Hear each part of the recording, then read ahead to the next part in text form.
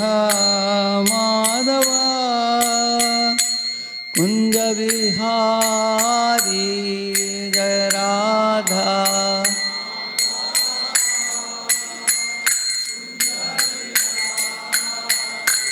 जय राधा माधव कुंज विहारी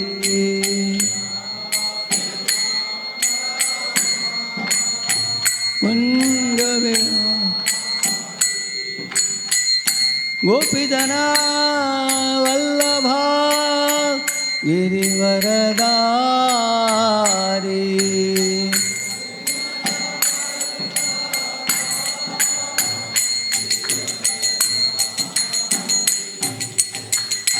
गोपीजना वल्लभा गिरिवरधारी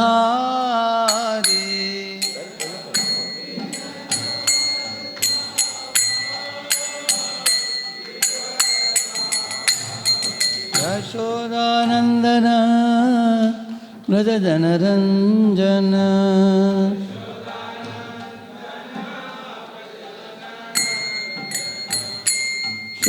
यशोदानंदन व्रज जनरंजन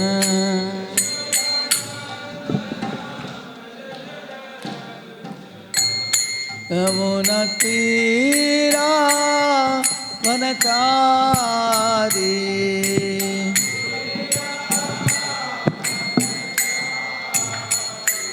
यमुना तीरा वनचारी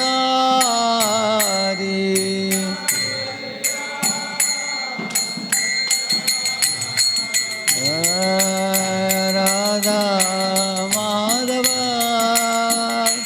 कुंज विहारी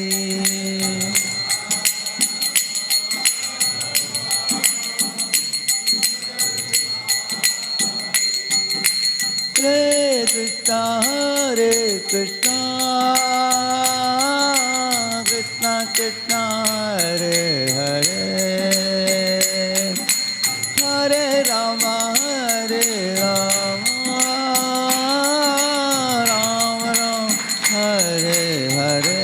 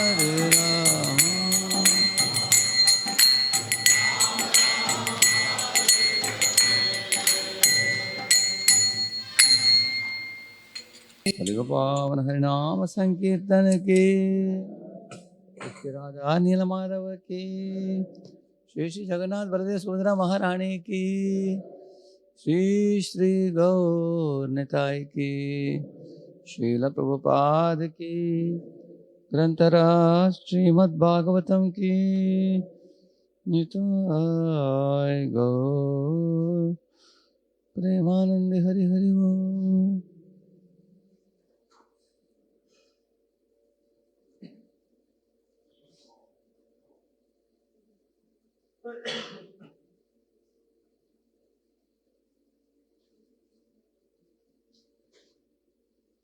ओम अज्ञानतिमिरन्धस्य ज्ञानाञ्जनशलाकया चक्षुरुन्मीलितं येन तस्मै श्रीगुरवे नमः। श्रीचैतन्यमनोभीष्टं स्थापितं येन भूतले स्वयं रूपः कदा मह्यं ददाति स्वपदान्तिकं वन्देऽहं श्रीगुरोः श्रीयुतापदकमलं श्रीगुरून् वैष्णवांश्च श्रीरूपं साग्रजातं सहगण रघुनाथान्वितं तं सजीवं साद्वैतं सावधूतं परिजनसहितं कृष्णचैतन्यदेवं श्रीराधाकृष्णपादान् सहगणललिता श्रीविशाखान्वितांश्च नमो विष्णुपादाय कृष्णपृष्ठाय भूतले श्रीमते भक्तिवेदान्तस्वामिनिति नामिने नमस्ते सारस्वते देवे गौरवाणी प्रचारिणे निर्विशेषशून्यवादि पाश्चात्यदेशतारिणे नमो महावदन्याय कृष्णप्रेमप्रदायते कृष्णाय कृष्णचैतन्यनाम्ने गौरत्विषे नमः। हे कृष्ण करुणा सिंधो दीनबंधो जगत्पते गोपेश गोपिका कांत राधा कांत नमोस्तुते तप्त कांचन गौरांगी राधे वृंदावनेश्वरी वृषभानुसुते देवी प्रणमामि हरिप्रिये वाञ्छाकल्पतरुभ्यश्च कृपा सिन्धुभ्य एव च पतितानां पावनेभ्यो वैष्णवेभ्यो नमो नमः। जय श्री कृष्ण चैतन्य प्रभु नित्यानंद श्री अद्वैत गदाधर श्रीवासादि गौर भक्तवृंद हरे कृष्ण कृष्ण कृष्ण हरे हरे हरे राम राम राम हरे हरे। ओम नमो भगवते वासुदेवाय।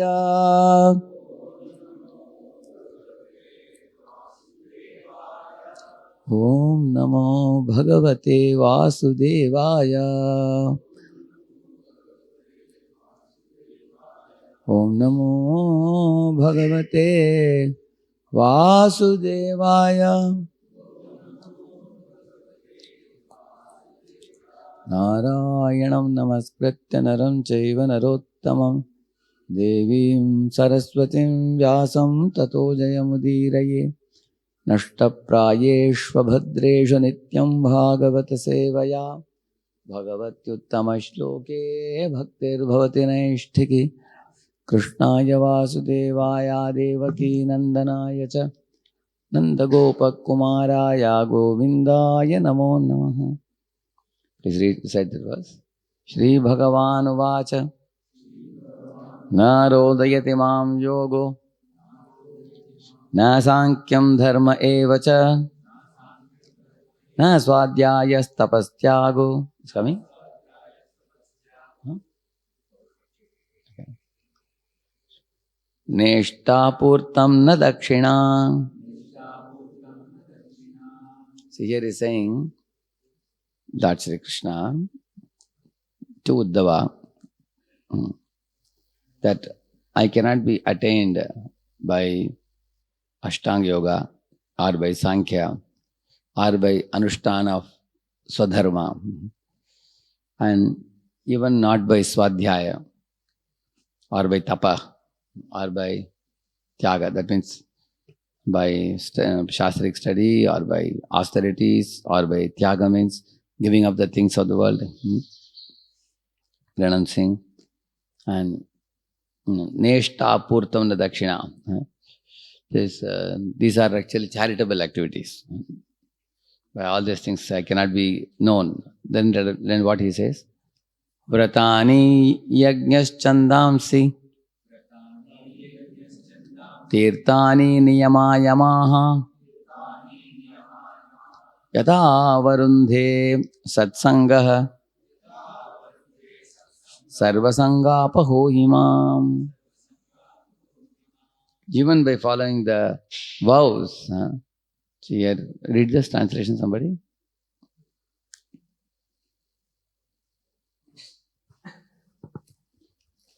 The Supreme Personality of Godhead said, "My dear Uddhava, by associating with my pure devotees, one can destroy one's attachment for all objects of material sense gratification. Such purifying association brings me under the control of my devotee. One may perform the Ashtanga Yoga system, engage in philosophical analysis of the elements of material nature, practice non-violence and other ordinary principles of piety, chant the Vedas, perform penances, take to the renounced order of life, execute sacrificial performances, and dig wells, plant trees, and perform other public welfare activities, give in charity, carry out severe vows, worship the demigods, chant confidential mantras, visit holy places, or accept major and minor disciplinary injunctions. But even by performing such activities, one does not bring me under his control. So a long list is given. No? That does not mean that we should not do these things. We have to do these things also. But by these things alone, one cannot bring Krishna under control. Which means superior to all of these items, yajna, dana, tapa, all these things is associating with Krishna's pure devotees. Because by that, all material attachment is finished and love for Krishna is awakened, and by that love for Krishna, Krishna comes under control. Is that clear to everybody? This point. So now, in the next verse is going to give examples now. You will see what examples he gives. So Jiva Goswami, in the commentary he gives here, one may serve the devotees of the Lord by assisting them or by having their personal association. Association with pure devotees is sufficient for self-realization because one can learn everything about spiritual advancement from such devotees. With perfect knowledge, one can achieve all that one desires. For the process of devotion service immediately brings the blessings of the Supreme Lord. And Shuddha Bhakti is transcendental to the modes of nature, and therefore it appears mysterious to the souls conditioned by those modes. So, Srila Prabhupada, when he went to the West, the hippies did not know who is Krishna, who is Rama. They did not know even yajna, dana, tapa, nothing. But by associating with the pure devotee, they transcended all those processes.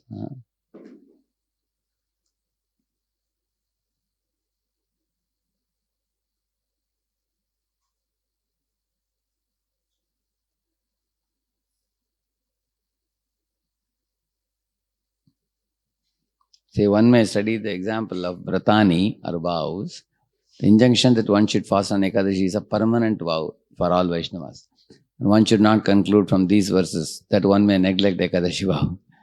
Correct, no? Yeah. The superiority of satsanga or association with devotees in avoiding the fruit of love of God does not mean that one should give up other processes or these secondary processes are not permanent factors in Bhakti Yoga. Yeah? We should do them also, but we should know that for emphasis purpose is saying this.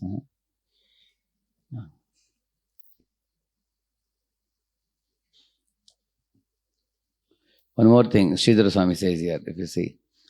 He says, Ajñāyaivam gunan doshan. A devotee should select Vedic principles that do not conflict with his service to the Lord. For example, when we went to Vrindavan Yatra, I saw that some families had come for Vrindavan Yatra also. And morning there is a wonderful Bhagavatam class that goes on in Temple Hall. Every morning it goes on. So there are many families who come, they come for Mangalarti. They get up so early in the morning. They come for Mangalarti, Narsingharti, Tulasi Arti. And after that, when the japa starts, they go around making phone calls, making everything. And then they want to see Shringar Darshan also. Shringar Darshan and Guru Puja. And when class starts, they push off, going for Govardhan Parikrama. Some people even at the time of beginning of japa, they go out for, Parikrama and other things, they go out. Then I asked them, where do you chant? They said, on the way, whenever we can chant, we chant. That means the emphasis is more on sightseeing than chanting. Correct, no? So which is more important, chanting or sightseeing? Yeah. So it means they don't know which should be put priority over which one. Therefore, here he is saying that where the association is available, one should give top priority to that than doing any other so-called religious activity. Like for example, you are going to ISKCON temple, Maharaja has come, he is going to give a Bhagavatam class in the morning. And then he is leaving at 10 o'clock, he's going away. So on the contrary, you are going to that place, let it be Tirupati, for example, isn't it? Tirupati, you went to this ISKCON temple to take darshan, you heard there's a class there. And you are thinking, no, we want to go up and see Balaji. That Balaji, because you are there only one day. Next day morning you are going to leave. So what would you do? Would you go up the hill or you will attend the class? Yeah? You should attend the class. After attending the class, 10 o'clock take prasadam or something, and then the daytime you can go and see Balaji, correct? No? Afternoon and evening you can see. Somebody may say, no, morning there is special darshan. Somebody says at 8:30 there is a very special darshan.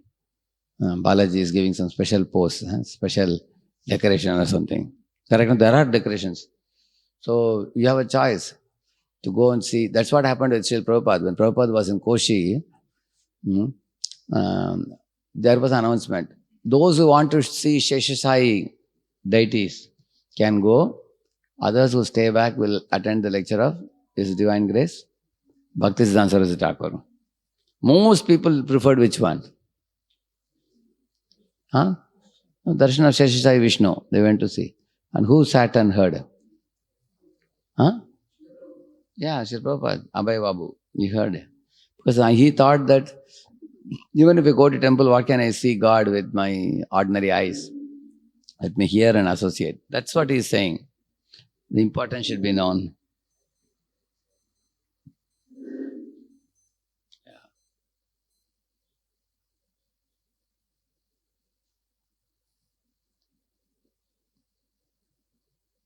So here he is saying in the 9th canto of Srimad Bhagavatam, read that. We find that although in the 9th canto of Srimad Bhagavatam, we find that although Maharaj Ambarish performed elaborate Vedic sacrifices, his goal was always the satisfaction of the Lord. The citizens in his kingdom did not desire to go to heaven because they were always hearing about the glories of Vaikuntha. Ambarish Maharaj, along with his queen, observed the vow of Ekadashi and Dvadashi for 1 year. Since Ambarish Maharaj is considered to be a great jewel among Vaishnavas, and since his behavior was always exemplary, it is definitely concluded that such vows as fasting on Ekadashi are imperative for Vaishnavas. It is further stated in Vedic literature, if due to negligence a Vaishnava does not fast on Ekadashi, then his worship of Lord Vishnu is useless and he will go to hell. The members of the International Society for Krishna Consciousness fast from grains and beans on Ekadashi, and this vow should always be observed by all of its members. So he's giving an example. Ambarish was a pure devotee, but he was also following Ekadashi vow. Like that. That's the point he's making. We should not compromise on that. At the same time, we should know the priorities.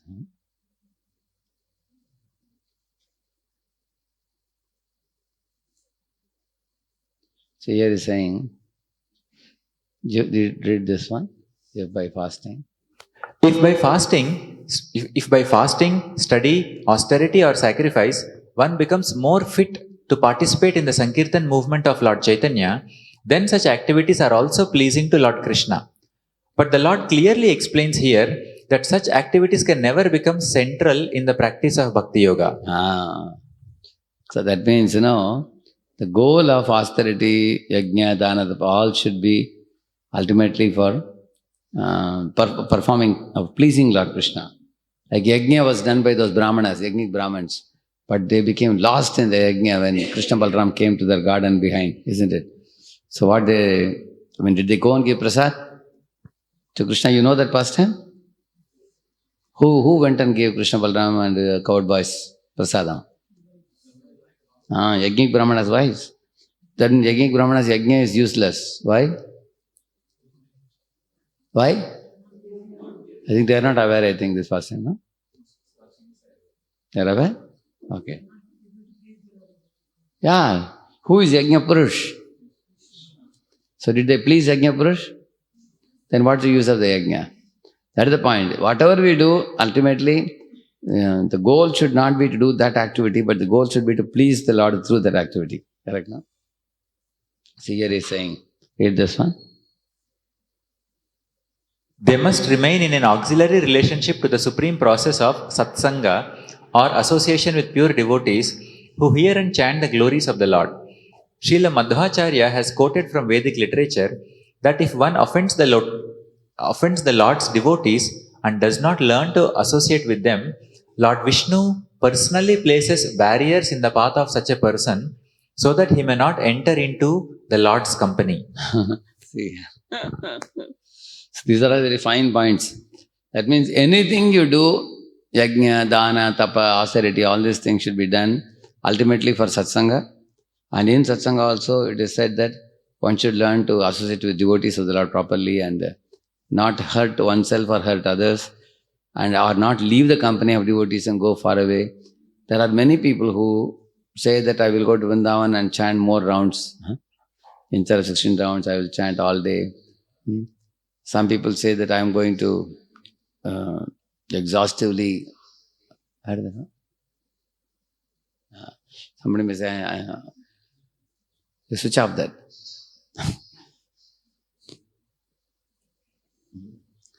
You know, when you go to, somebody may say that I will deeply study Shastra by staying alone. That means he has not understood the essence of these teachings of Lord Krishna. Here comes a very important point. Krishna is saying, Satsangena hi daiteya yatu dhana mragah kagaha gandharvapsaraso nagaha siddhascharana guhyakaha vidyadhara manusheshu vaishya shudrastriyantyajaha rajastama prakritayas tasmin yuge yuge bhagavo mat padam praptaha tvashtrakayadavadayah vrishaparva balirbano mayaschata vibhishanaha sugrivo hanuman vriksho gajo gridro vanikpataha yadakubja vraje gopyo yajnapatnyastata pare. Translation. In every yuga, many living entities entangled in the modes of passion and ignorance gained the association of my devotees. Thus, such living entities as the Daityas, Rakshasas, birds, beasts, Gandharvas, Apsaras, Nagas, Siddhas, Charanas, Guhyakas, and Vidyadharas, as well as such lower class human beings as the Vaishyas, Shudras, women, and others, were able to achieve my supreme abode.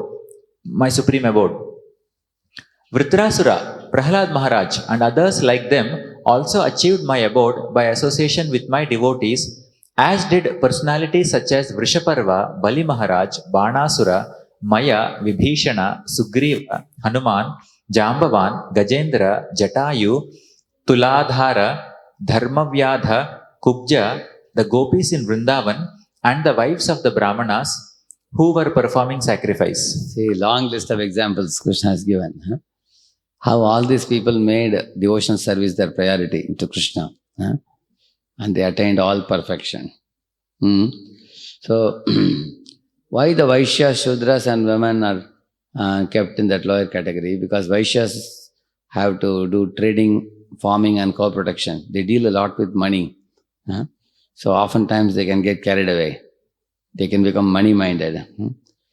And the Shudras are not learned and they are not interested in going to Gurukula.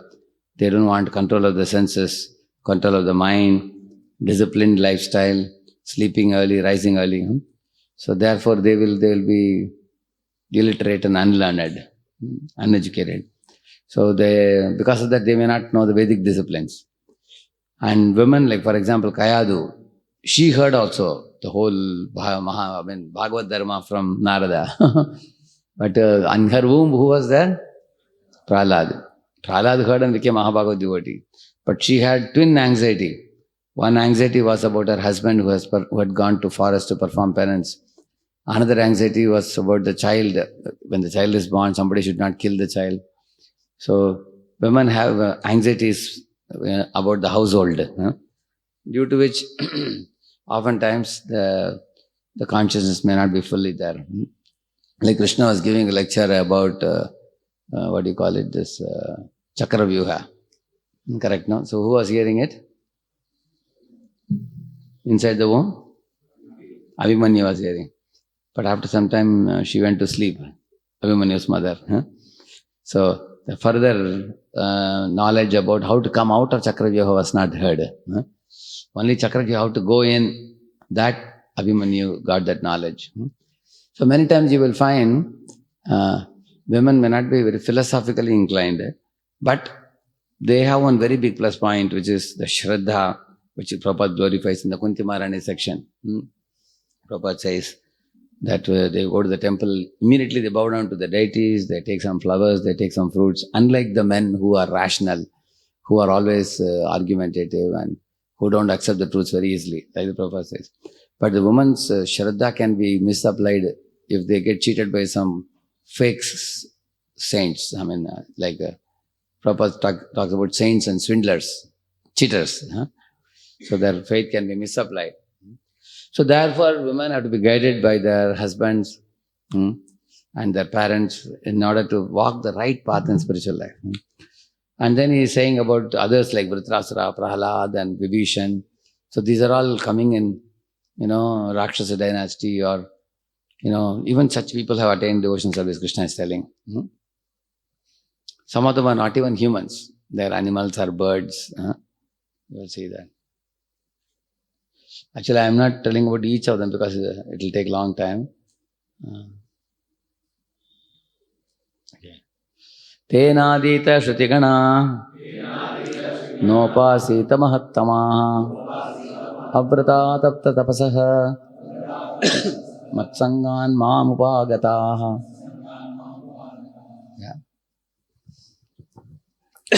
The persons I have mentioned did not undergo serious studies of the Vedic literature, nor did they worship great saintly persons, nor did they execute severe vows or austerities.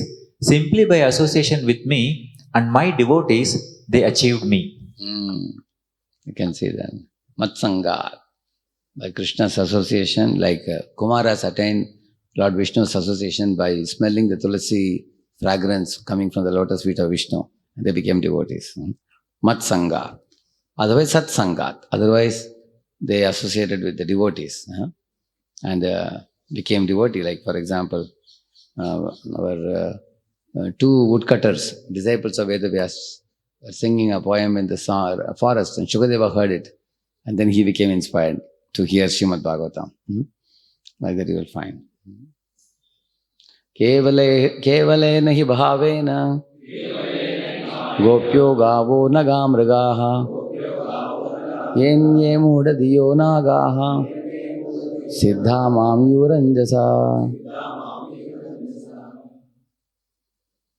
The inhabitants of Vrindavan, including the gopis, cows, unmoving creatures such as the twin Arjuna trees, animals, living entities with stunted consciousness. Animals mean which animals?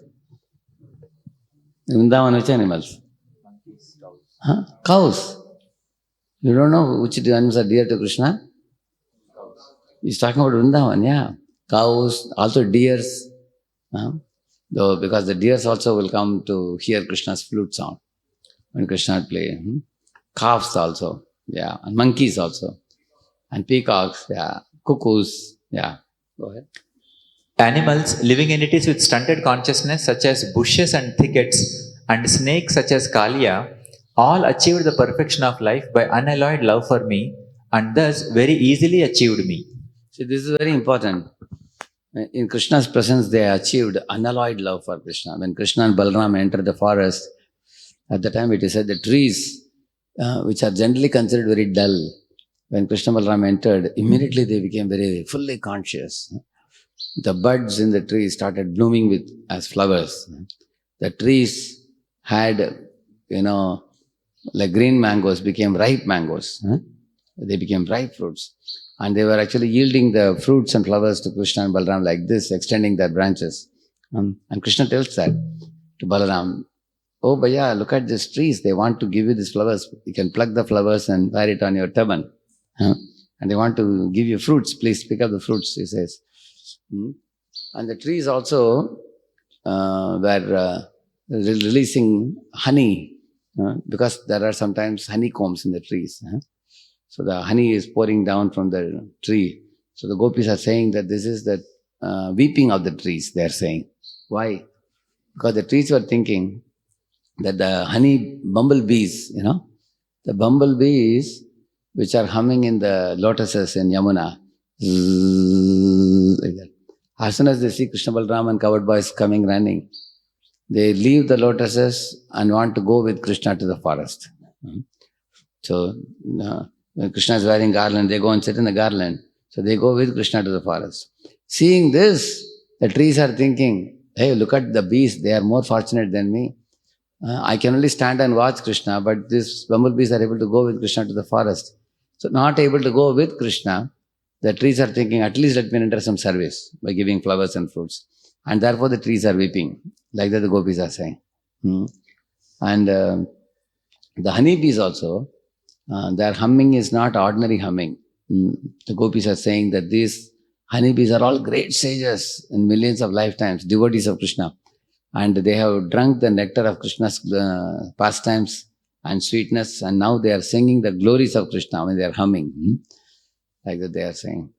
And Yamuna also, while flowing, Yamuna generally flows very fiercely, because she is sister of whom? Yamaraj, yeah. Because Yamaraj is fierce, so she is also fierce. But as soon as Krishna's lotus feet is observed by her, she immediately becomes very mild-natured. Which means any aggressive person comes to devotion service, he becomes mild. That's one of the lessons she teaches.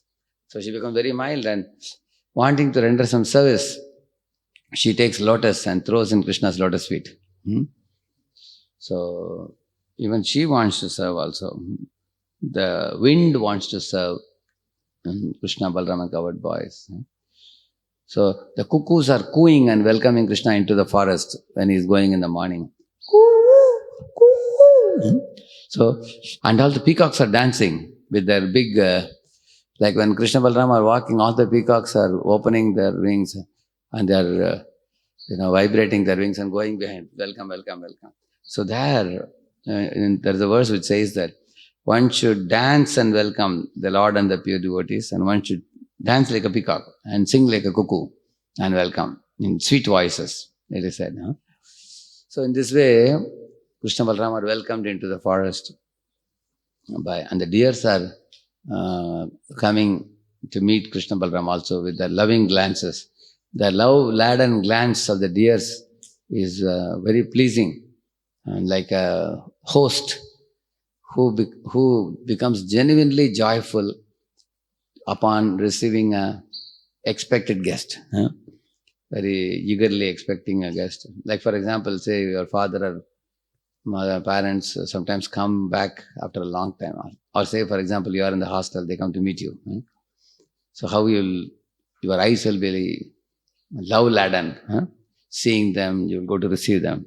Like that the deers are receiving Krishna Balram into the forest along with covered boys. So in the 10th canto, 15th chapter, Gocharan Leela, this is all described very nicely. So why I told you all these things? Because none of these creatures have studied Vedic literature in a big way. They don't know how to perform yajna, dana, tapa or anything. They only have one big qualification, which is love for Krishna. That's all. That's why it is saying, they achieved perfection of life by unalloyed love for me, and thus they very easily achieved me. So this path of Bhakti Yoga, which is path of unalloyed love, is such a beautiful path that you only have to agree for one thing. You should do everything in your life by combining that activity with holy name. Like you are going to bed in the night, bow down in the bed and remember Guru and Krishna, chant the holy name and go to sleep. Waking up in the morning, offer namaskar to Guru and Krishna. Oh, thank you. One more day you have given me to perform devotion service. Chant the holy name and get up in the morning. You're taking bath in the bathroom. You can sing the holy name there also. Holy name never gets impure if you chant in the bathroom, isn't it? Then it is called as Devasnan. Huh? One is chanting the holy name while bathing also. Then one puts the tilak in all the 12 parts of the body. One should remember that my body belongs to Guru. My body doesn't belong to me for my enjoyment. It belongs to Guru for Krishna service. In this way, while putting the tilak also, you chant the 12 names. Keshwaya Nama, Narayana Nama, Madhavaya Nama and all that. After that, you glorify the deities, glorify the Acharya. And then, while taking prasad also, you remember the Lord's holy name. And then in the daytime, do all Lord's activities. Actually, in everything we have to, he's saying, Kaite Shuite is saying, even while eating, while sleeping, while receiving guests, even Dhruva Maharaj, when Vaikuntha airplane came with Nanda, Sunanda, Arhana and all those people came, 4 Vishnudutas came. So he didn't know how to receive them. Dhruva Maharaj stood up when he was in Badrika Ashram. So he thought what mantras I should chant and what words I should speak. He was not aware. So he simply raised the arms and chanted the holy names, it is said. Same thing we do in ISKCON also. If somebody is coming, you go to the railway station or airport and you chant holy name. Somebody is going to take off, you want to give a send off, again chant the holy name. You want to appreciate somebody and give them some gift and chant the holy name. Everything, taking prasadam, chant the holy name. So in the path of devotional service, everything you do combined with holy name. So initially, we may chant the holy name without remembrance. That is early stage. Eventually, initially we may not chant at all. We may just hang around with devotees. Then later on we may chant without remembrance. Then eventually we will chant with remembrance of Krishna. Because singing the holy name will lead us to remembrance of Krishna more and more. And then the unalloyed love will awaken. Just like Yashoda is churning the butter. While churning the butter, she is thinking of, Krishna's previous day pastimes. Her bangles in the hand are shaking and the earrings are shaking and she is semi-closed eyes, she is singing, very fondly remembering her darling's activities, pastimes.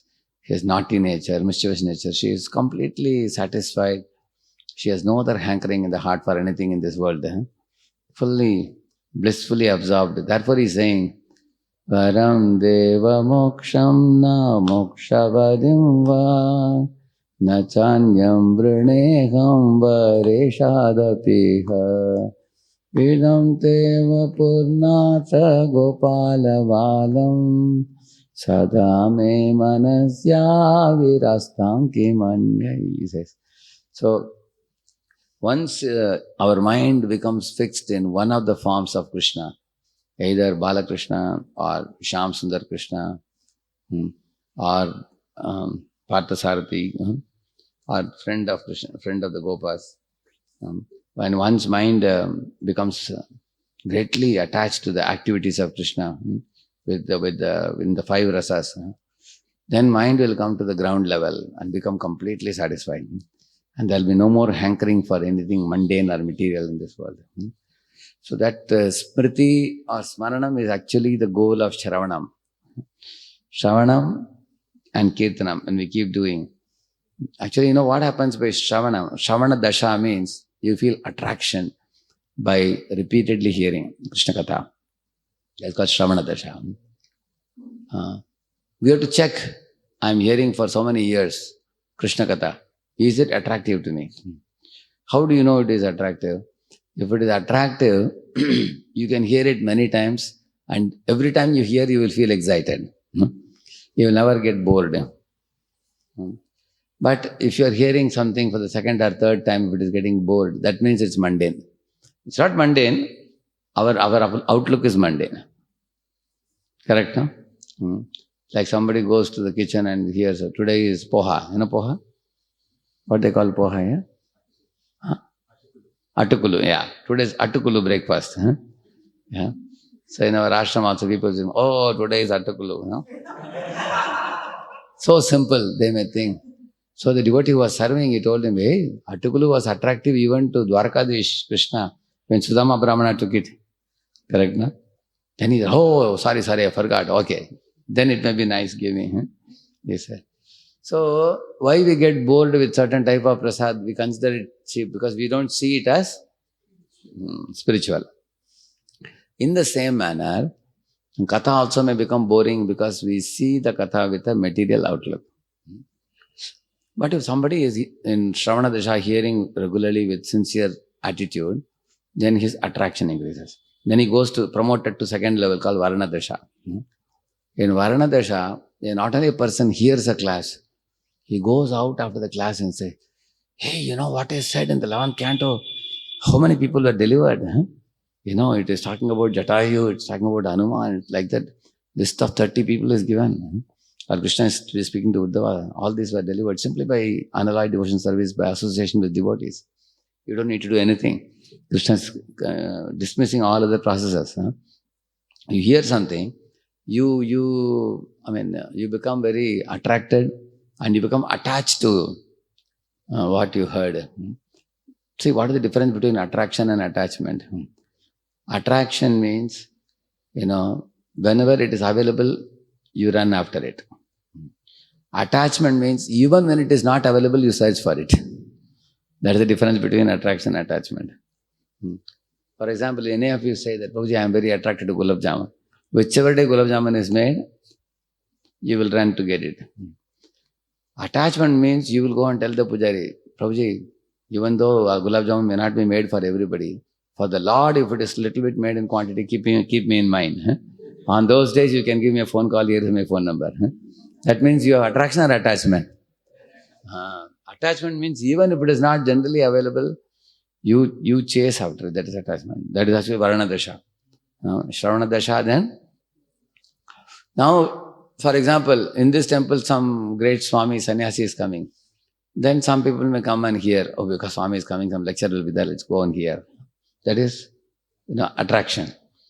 But when attachment comes, you will even go a long distance to go and hear.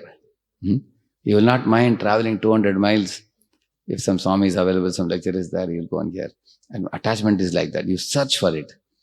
It's not only you take it when it is available. So Shravana Dasha, Varna Dasha. Then Smaranavastha, that's the third stage. In Smaranavastha stage, one after hearing speaks the pastimes in great ecstasy. He doesn't speak the pastimes normally. He speaks with a great ecstasy, like Uddhava speaking to Vidura. When Vidura asked Uddhava about Krishna, as soon as he uttered the word Krishna, immediately Uddhava's eyes were, constant tears were coming out of his eyes and he fainted unconscious. So much love Uddhava had for Krishna, even in old age. Uddhava was very old at that time. And then after some time, then Uddhava came to external consciousness. He wiped his tears and started speaking about Krishna. You will read that in Bhagavatam. Prabhupada says that Uddhava came down from Vaikuntha to speak the glories of Krishna to Vidura. And then Prabhupada says, why he says that? Because his body was on earth, but his consciousness was in Vaikuntha. Therefore, he came to external consciousness and spoke to Vidura.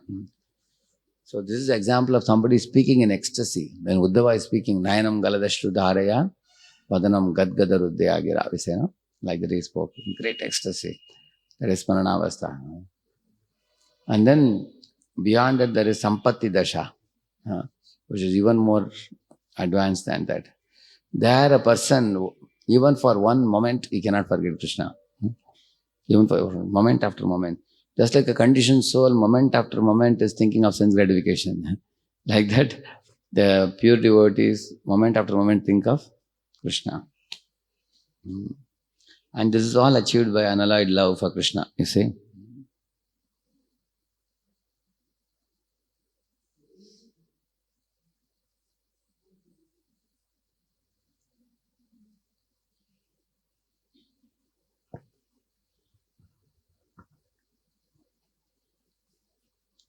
Yeah, ready? The residents of Vrindavan, headed by the gopis, were always completely attached to me with deepest love. Therefore, when my uncle Akrura brought my brother Balaram and me to the city of Mathura, the residents of Vrindavan suffered extreme mental distress because of separation from me and could not find any other source of happiness. But this distress of the gopis is not like ordinary distress. In spiritual life, when one feels separation, that also multiplies bliss several times. It's not like the ordinary suffering.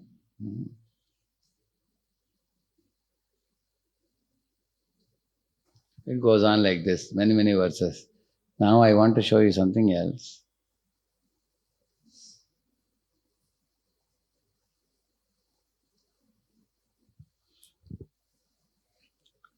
See, read the heading. Who is best, devotee or impersonalist? Like that Arjuna asked in 12.1 to Krishna. So left side picture is devotee, right side picture is impersonalist. So impersonalists perform severe austerities like this. They put fires around them. And the head also is keeping red hot coal. Aham Brahmasmi. Aham Brahmasmi, like that they do. To give up the attachment to body. It's coming. This is Gangotri. He is dipping himself in chill. See, in cold winter, they will dip in chill Gangotri water. And in hot summer, they will put like this. Now, the whole idea is to get rid of bodily consciousness. But devotees don't have to do this.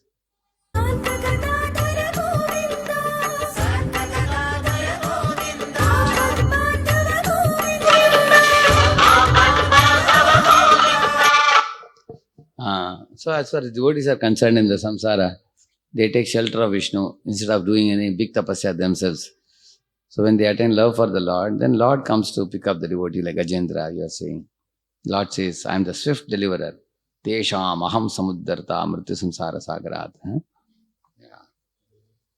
So these 5 points are very, very important. Read it, first heading. Know of Lord's love for us and our relationship with Him. Yeah. First, because right now in today's talk, the main highlight point we are making is unalloyed love for the Lord if you achieve, then nothing else need to be done. Correct, no? That's the one and only thing that is most valued by Krishna. If that is the case, why waste time in different directions? Why not just cultivate this one thing? But for cultivating this one thing, we need conviction. Yes, this is it. This is what I am going to do. See, once your faith is very firm in one path, then you can close your eyes and go ahead. Just like one devotee was telling, when he was going from Pune to Bombay, there were 2 roads, like a V road. He came to one point here and then he didn't know whether to take this or this. So he took this road. So when he took this road, he went almost 2 kilometers. Because to the early morning, nobody was there. After 2 hours, he saw an old man was sitting in a shop. Then he stopped the car and asked him, Sir, we want to go to Bombay. Is the correct road? And that fellow said, Oh, you people have done a mistake. He said, he asked, what is it? You please go back on the same road like this. And there will be another road. You take that and go. Now they immediately took the car and came very fast here. And now when they took this road, they pressed the accelerator fully. Such a speed they went because now they are fully confident. In case you are not confident about the road, when they were going in this road, they were slowly going, looking at, is there anybody who can tell us? That means, if you are doubtful about your path, our progress will be slow. If you are confident of your path, then you can go full swing very happily. There is nothing to doubt. Just like children, if you see, they have so much faith in the parents, especially a small baby. My mother will take care of me, father will take care of me. I have seen children actually, they are free from anxiety because they know everything parents will get. When a child goes with the parents to the shopping mall and the child picks up whatever he wants and puts it in this thing, what do you call that? Trolley. Because he knows who's going to pay? Parents are going to pay. He doesn't have to pay. He doesn't have to earn. So similarly, Prabhupada also went all over the world. He would see beautiful buildings and say, can you donate this to Krishna? Like that he would ask. Because he was like Krishna's child, you see. So we need that innocent faith in Krishna. In order to strengthen that faith, we are going to know these 5 things here, given here. Our Lord's, Krishna's love for us and our relationship with Him are established in these 5 things. Read it, first point. His qualities that especially benefit his devotees. Yes. Second, benefits of connecting our activities to Krishna and offering our fruits to Krishna. Yeah. Third, his special favor to his devotees. Fourth, his compassionate glance upon his devotees. Fifth, Krishna takes personal interest in his devotees' life. Yeah. So out of these 5 things, only the second thing we are doing for Him. All the other 4 things He is doing for us. Correct, no? Like first one is Krishna's qualities. Third one is Krishna's favor. Fourth one is His compassionate glance. Fifth one is His interest in the devotee. So one by one we will see. First one is Krishna's qualities. See, this is from the Gadyatrayam by Sripad Ramanujacharya. In the Gadyatrayam, there is one of the 3 Gadyams is Sriranga Gadyam. If you see the third line, okay, second line onwards you can see. Second line middle if you see, Swabhavikanabadikatishaya Jnana Balaishwarya Virya Shakti Tejas Saushilya Vatsalya Mardava Ardava Sauharda Samya Karunya Madhurya Gambhirya Audarya Chaturya Sthairya Dhairya Shaurya Parakrama Satyakama Satya Sankalpa Krititva Kritagnyatadhyasankyeya Kalyana Gunaganaugha Maharnavam Parabrahma Bhutam Purushottamam Sriranga Shayinam Asmat Swaminam. Like that he says. Of course, this is the important part which I read now. If you see, beginning with the second line, Swabhavikanavadikatishaya means these qualities that are going to be mentioned here are naturally there in the Lord. He doesn't have to cultivate them. And these qualities are there in Him in oceanic proportion, not in small proportion. And these qualities remain in the Lord forever. They never diminish. For example, we also have bala when we are young. When we get old, are we having bala? Now we become weak. Bala reduces or stays as we get older. Similarly, our knowledge and memory with the aging body, sometimes we tend to forget. That also reduces. Whereas Lord's memory, Lord's strength, what about our beauty? Beauty is continuously kept, or as we get older and older, beauty reduces. Yeah. Clean faces become wrinkled faces. Black hair becomes white hair. 32 teeth becomes 1 out, 2 out, all out.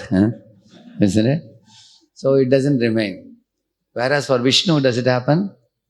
Doesn't happen. So therefore he says these qualities are permanent in Him. And they are in oceanic proportion in Him.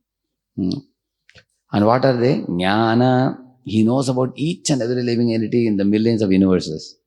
Bala means His strength is unestimable. Like He lifts Govardhan hill, or He lifts the Mandara Parvat during Samudra Manthan Leela. Or He sustains millions of planets in their orbits.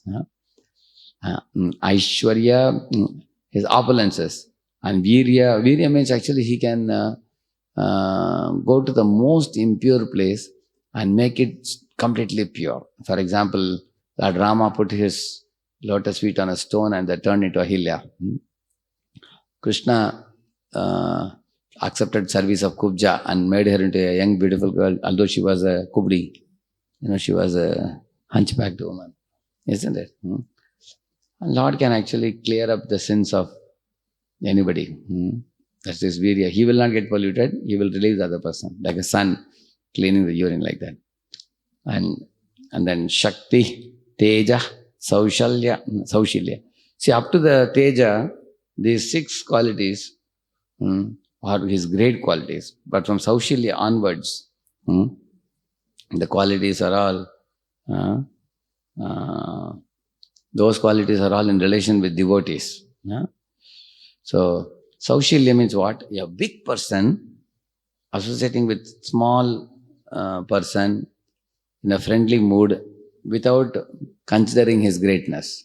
Like for example, Lord Rama is associating with Vanaras, or with Guha, or with Vibhishana.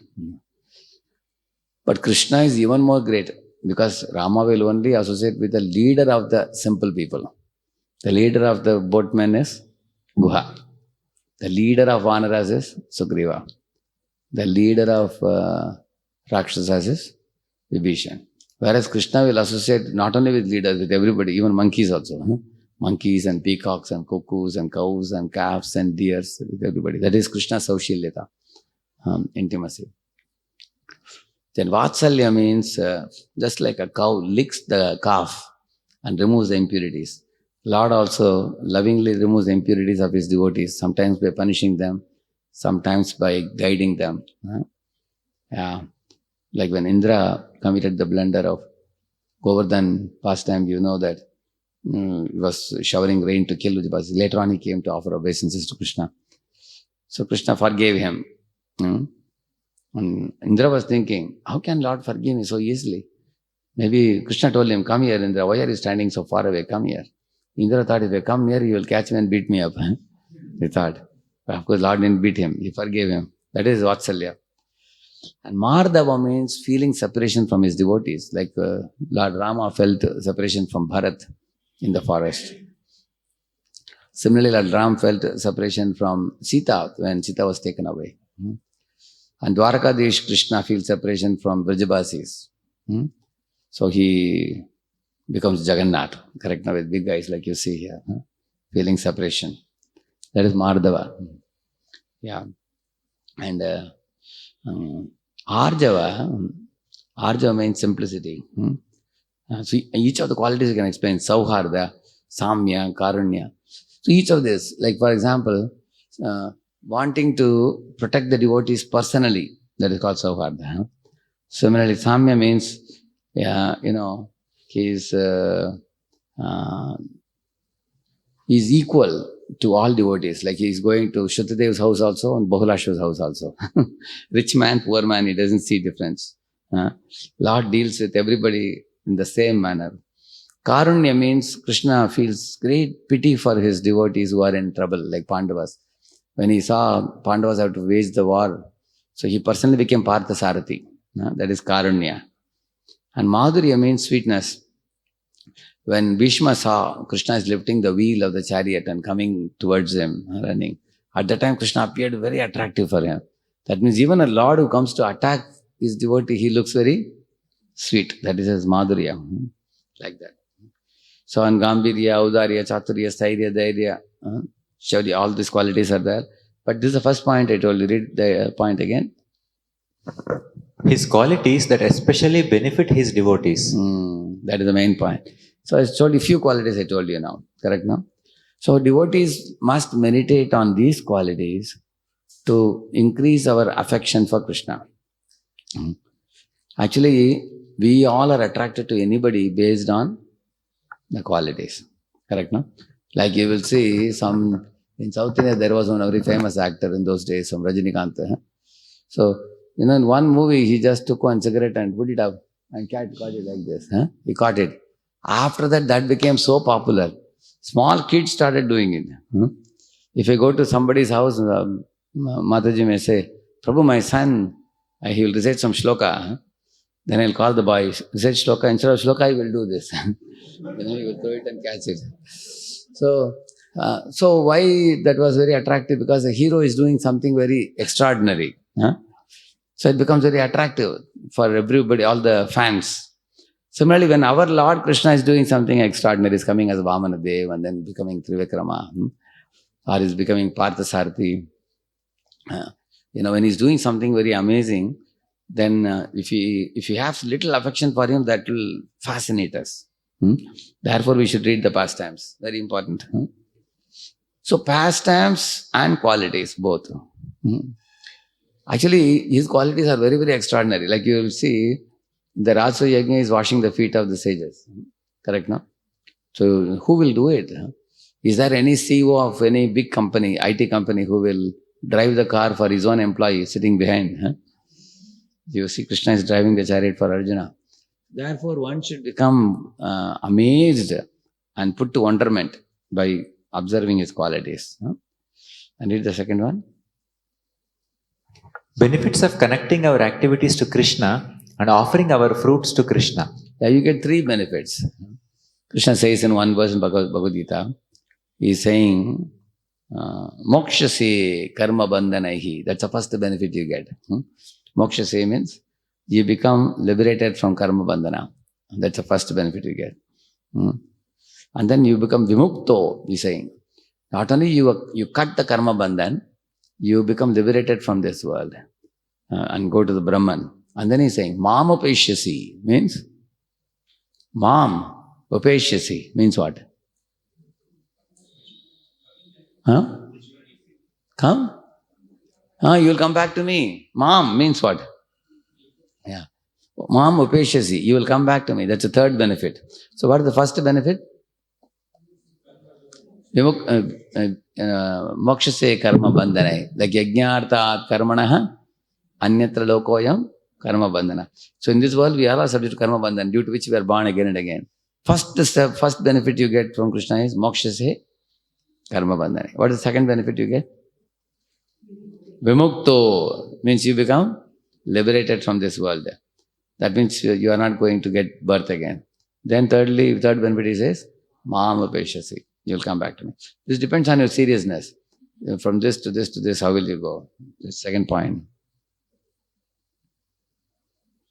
Yeah. It's one of the verses in Bhagavad Gita. You can find out. Mokshase karma bandhanai vimukto mam upeshyasi is saying. Yeah. Then the third one, Krishna's favor to his devotees. Please read it. One may argue that Krishna's special affection for his devotee is a symptom of attachment and aversion. The Lord explains that he is not partial or hateful of anyone, but because he is a person, he naturally reciprocates with those who are favorably disposed towards him. The analogy of the rain is helpful in this regard. Srila Prabhupada makes the point that if a reciprocal relationship is not present between the devotee and the Lord, then there is no personalist philosophy. Yeah. In Bhagavad Gita, like Krishna says, even to an atheist, I give grains and rains and fruits also. You will see, even if a person is atheist, he is also getting his food or not. Is Krishna not merciful? He is merciful, even to an atheist. But Krishna only will give dadame buddhi yogam tam yenamam vyantite. To return back to Krishna, the special intelligence Krishna only will give to whom? To whom? Tesham satata yuktanam bhajatam priti. Two conditions, priti purvakam.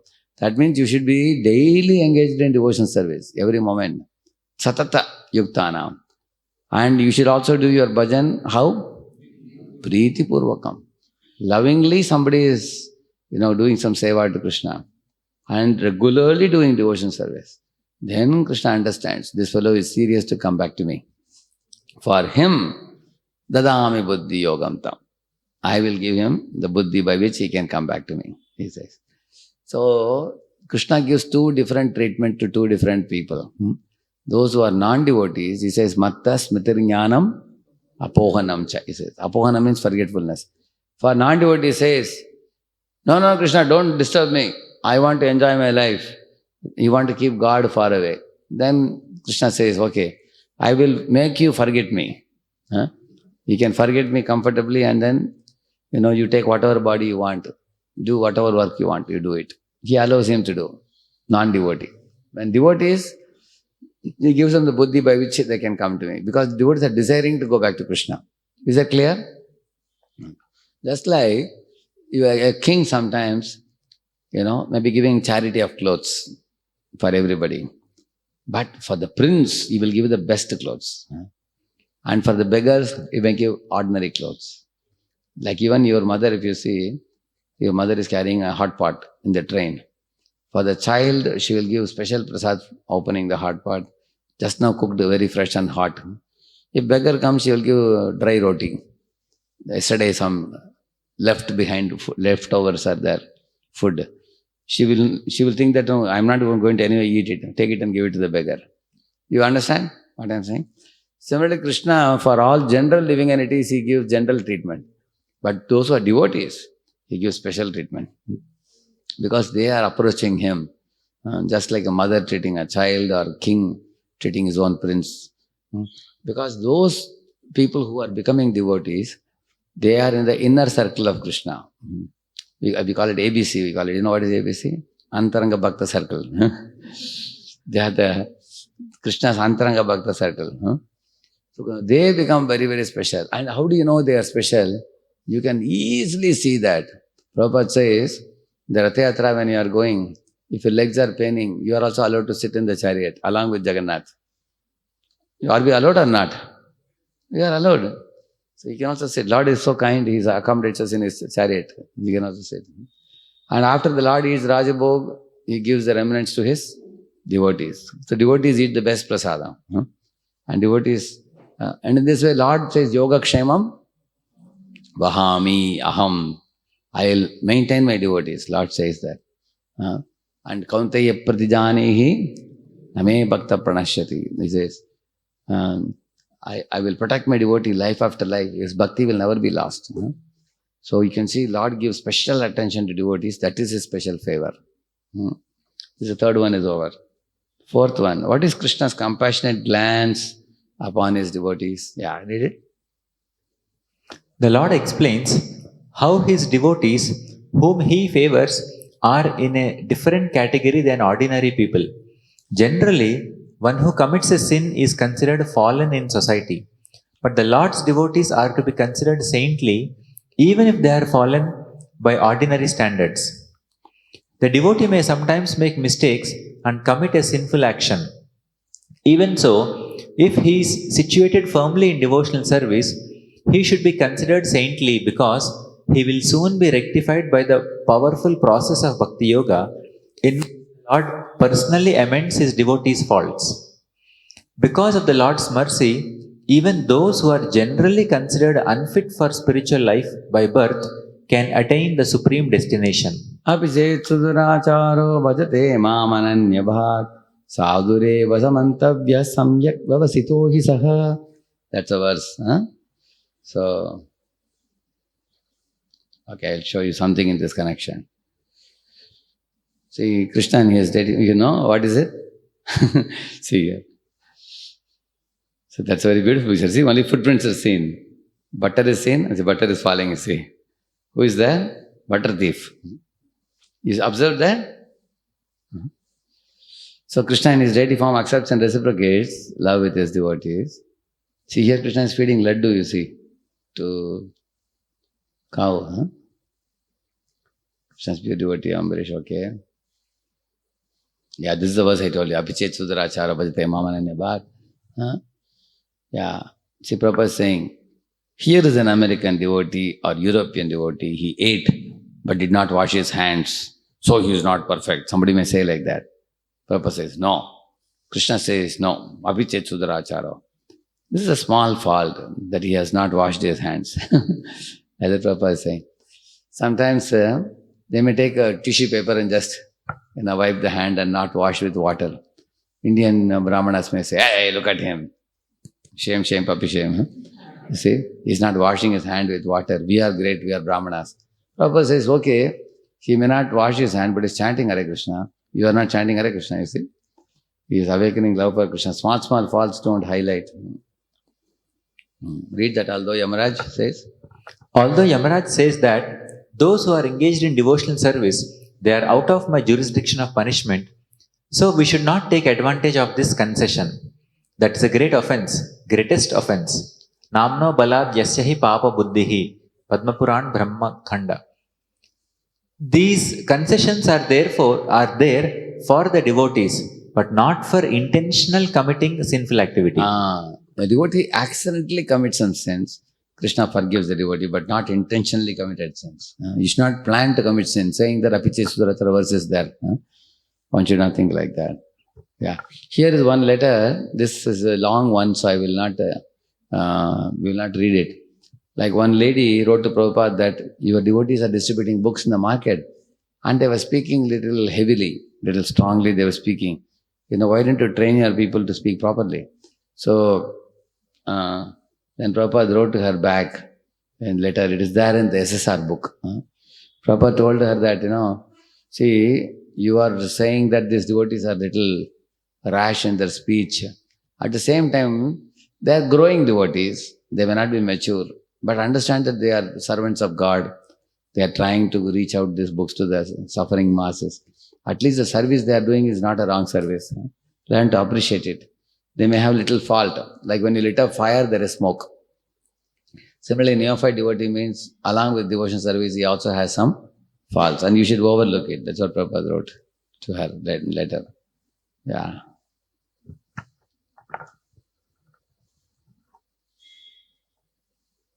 Yeah. Really? Prabhupada, sadhu means holy man. He is holy. He is not doing any wrong consciously, but due to habit. Suppose, just like most of you, in your former life, you were smoking or taking intoxication. But by some influence, if you sometimes again take to it, you may be conscious. Oh, I have done wrong. But that is excused if you have done so unconsciously.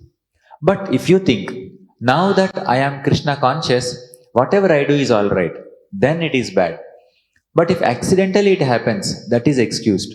So an accidental mistake is not dangerous, but a willful neglect is dangerous. We should be very careful always so that accidental mistakes also may not take place. But if they take place, they will be excused. So in this way, this is there are many, like for example, here the devotee is angry. Below picture you are seeing now. This is the occasional thing. Every day you won't behave like this. This can be forgiven. See, bullying, inappropriate way of acting, one shouldn't do that. Yeah, don't deride. Yeah, these are all occasional fall downs. Isn't it?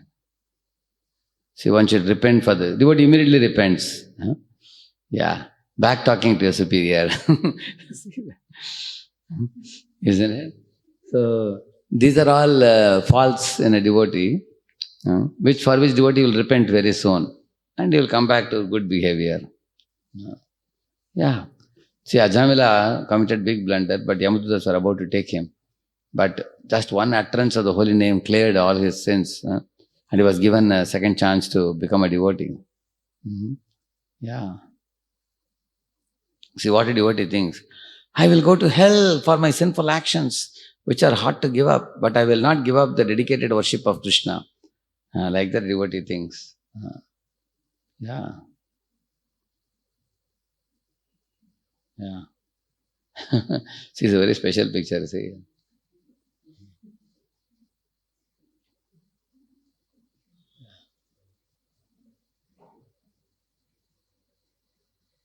Yeah. So, Madhvacharya says only the unrighteous and wicked people who are vile and evil nature can practically never be devotees of Supreme Lord. Like of Duryodhana, Dushasana and people like that. But devotees are not like that. Our devotees' faults are superficial. They can be evaporated very easily and they can easily have a change of heart. See, this fellow has two faces, angel and animal in us, isn't it? Yeah, but the good qualities can be brought out very easily. Yeah.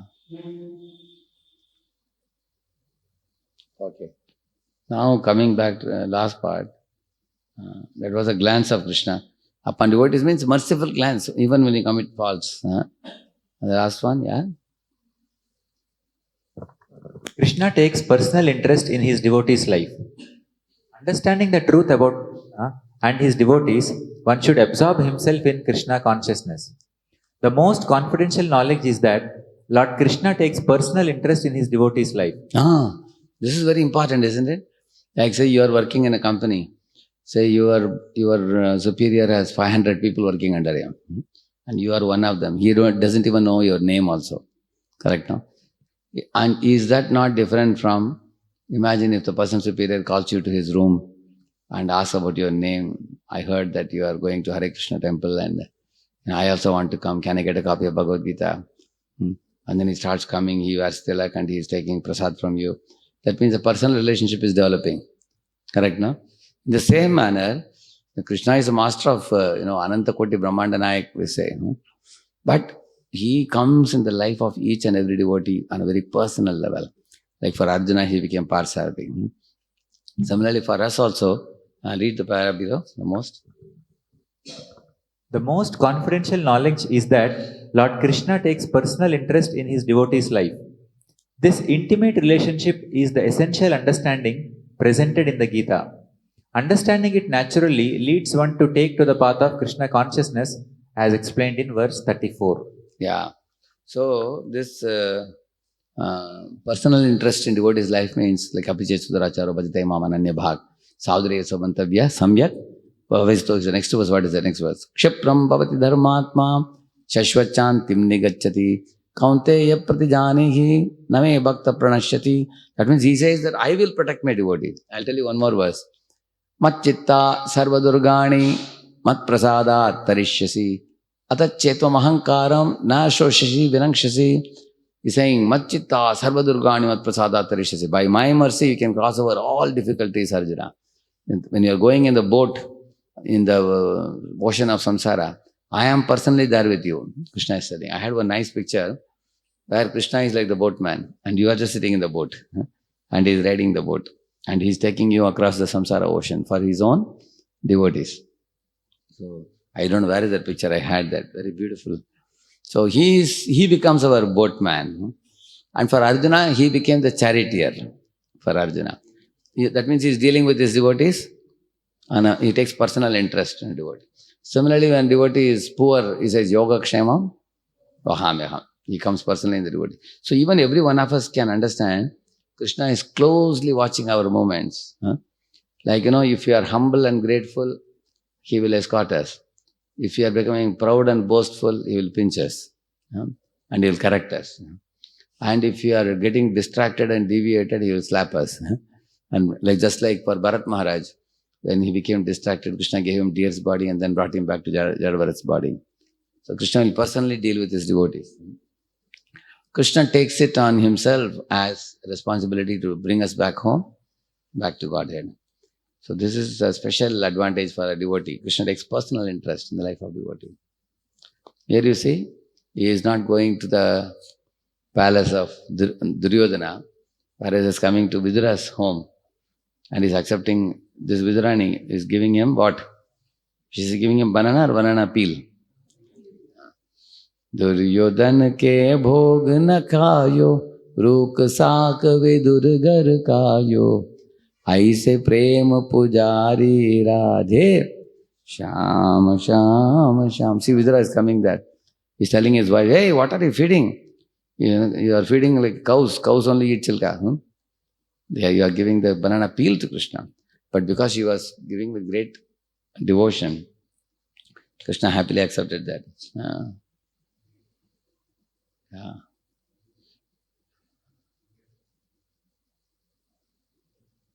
So Krishna takes personal interest in the devotee's life.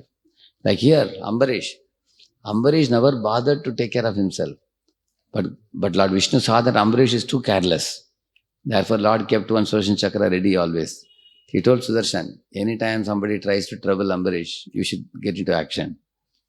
So Lord kept Sudarshan Chakra. I heard that it was always in the sky above Ambarish's kingdom, Ambarish's palace. Because Ambarish was like a child. Even when the Asura was created by Durvasa, Ambarish just folded the palms, closed his eyes and remembered Vishnu, that's all. And then Sudarshan got into action after that. So Lord personally takes interest.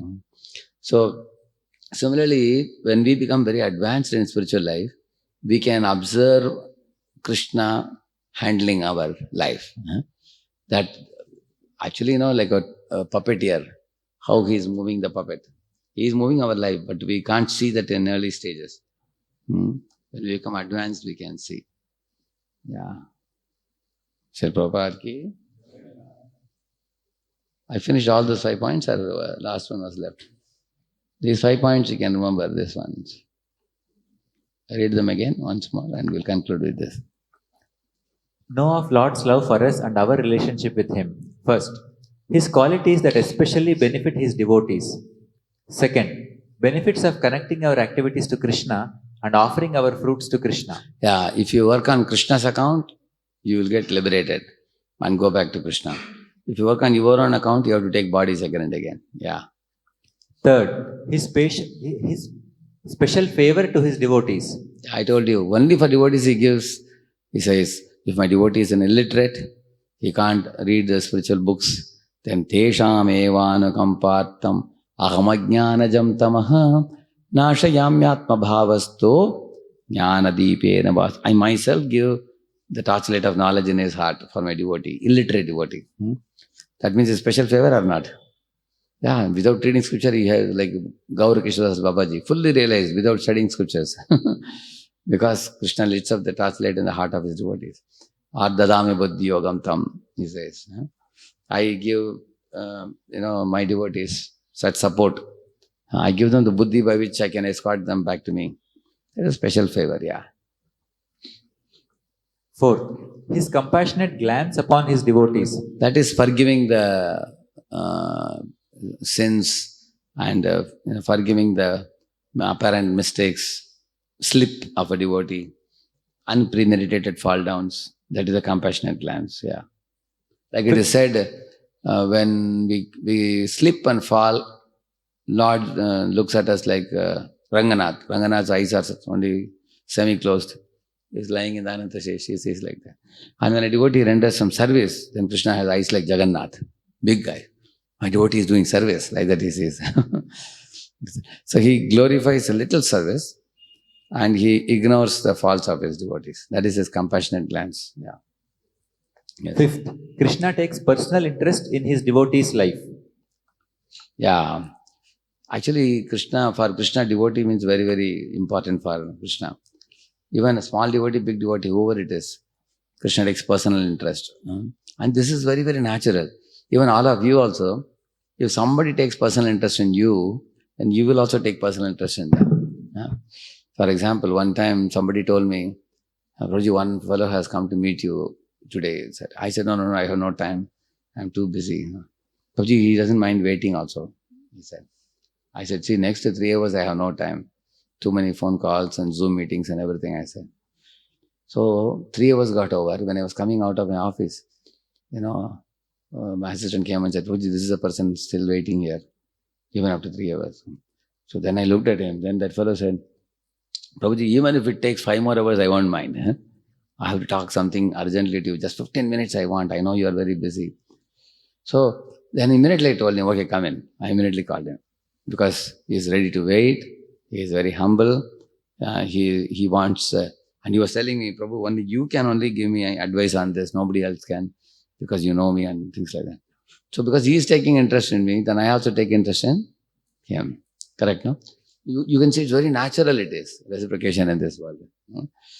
On the other hand, somebody comes, is Prabhuji there? Either tell Prabhuji to meet me now or I am going away. If he says like that. Will you tell him? Okay, please don't go away, come, will you say? He is not taking interest, so you also will not take interest. You may say, okay, come another day. It's very obvious it is. How many of you understand this? It's very simple it is, yeah. So you will find that Krishna takes interest because you are taking interest in him. You are waking up early in the morning. You are taking bath. You are chanting his names. It's very difficult. Still we do it. You are taking only his prasadam. You will do only what he says you to do. You will not do what he says don't do.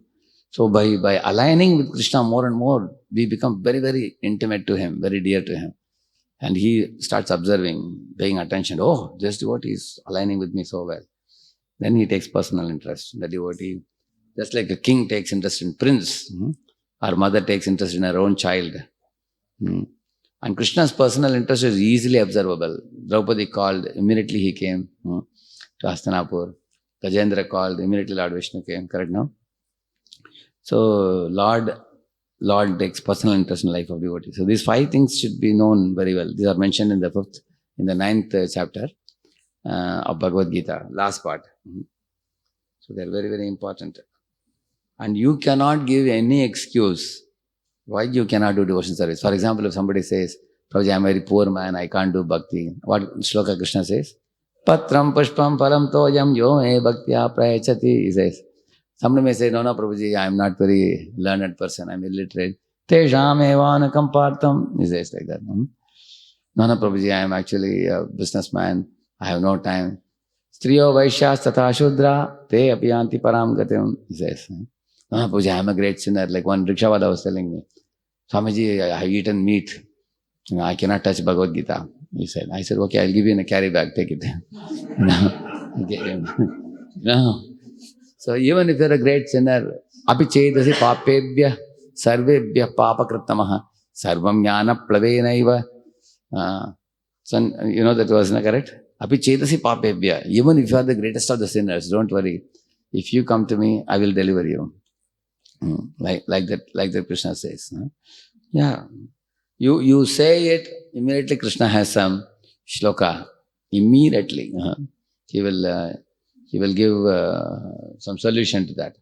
So nobody can say, I cannot do devotion service because of some reason. Because devotion service is beyond all impediments. See, in the material world, for example, one boy wanted to marry a girl in his college. After they finished studies, the boy went to the girl's father. Sir, I want to marry your daughter. We both know each other in the college. What do you say? The father asked him, how much is your salary? So he said, sir, I am earning about 5 lakhs per annum. He said, I'm only going to give my daughter to a boy who will be earning minimum 10 lakhs per annum. So because you are not up to the mark, get lost. Okay. So that means what is the consideration here? Money. Is money a consideration in bhakti? So you are coming to Krishna's temple. Krishna will ask you, are you crorepati or not? Will Krishna ask? Does Krishna say, I am Lakshmipati, at least my devotee should be crorepati? Does he say that? He doesn't say that. Even the penniless poor man like Sudama can come to him. Another time, another boy was telling, he wanted to marry a particular girl, he went to the father. Father agreed, mother agreed, his parents agreed. But the father of the girl said, this girl, she likes her grandmother too strongly. She's very attached to grandmother. So her grandmother also should approve the marriage. So the grandmother was called old lady. She looked at the boy and said, oh, this boy is a little black. Our girl is very fair, so we should not give, she said. So immediately the boy was rejected. So, but when you come to Krishna's temple, will Krishna see the pigment of your color? Are you fair or black? Are you uncha jati, nicha jati? Are you rich or poor? Anybody can do devotion. So this is the point. In the Bhakti Yoga path, there is no impediment. You can be a poor person, you can be a rich man, you can be skinny, you can be fat. In this world, there are many considerations based on which you will be rejected. If you want to go to army, imagine you have a big fat body, you want to join army, will they allow you? No. In army, they have so many health tests. Actually, they will ask you to keep the legs together. The gap should be there. You know that? The leg? How many of you know that? Yeah, if you go to Air Force or Army, they will test every part of your body before they accept you. Whereas Krishna says, even if you have polio attack, one leg broken, one hand broken, still Hare Krishna, you can chant and go back to Godhead. Correct now? So you don't have to, no bodily limitation is not seen. And you don't have to be an intellectual guy. Krishna doesn't demand that. He says in those verses, simply be my devotee, that's all. If you become his devotee, no material impediments can stop you from going to Krishna. Actually, there are people, like one lady was telling, when she was a small girl, both parents died. Then she was staying with, her father's brother's house. And at appropriate time, they got her married and given. But that fellow husband divorced and went away. And she only had 3 daughters or 4 daughters. And she has to get them all married. So she had to go to a school and work. Day and night work hard and earn money and get the daughters married. She struggled all her life. In her old age, only her daughters were seeing. So there are people like this. Materially, they are torn to pieces. But she picked up the chanting bead bag and chanted Hare Krishna, and she said, now I have become free from all anxiety now. Because there is one person on whom I can depend on. Who is it? Krishna. Parents gave me up and they died early. My husband gave me up. My daughters all got married and went away. Now I am all alone. And she's very skinny and old, 80 plus. Now, who will look at her? Nobody will look at her now. But there is one person who will look at her, which is Krishna. So therefore, we should take shelter of Krishna. Because it is said, at the time of death, when the Atma comes out of the body, Krishna is the only one who will accompany him to the next body. So therefore, with all this understanding, we should take very firm shelter of Krishna so that, we can make our human form of life successful in this very life, attaining the spiritual world. Srila Prabhupada ki jai. Thank you very much.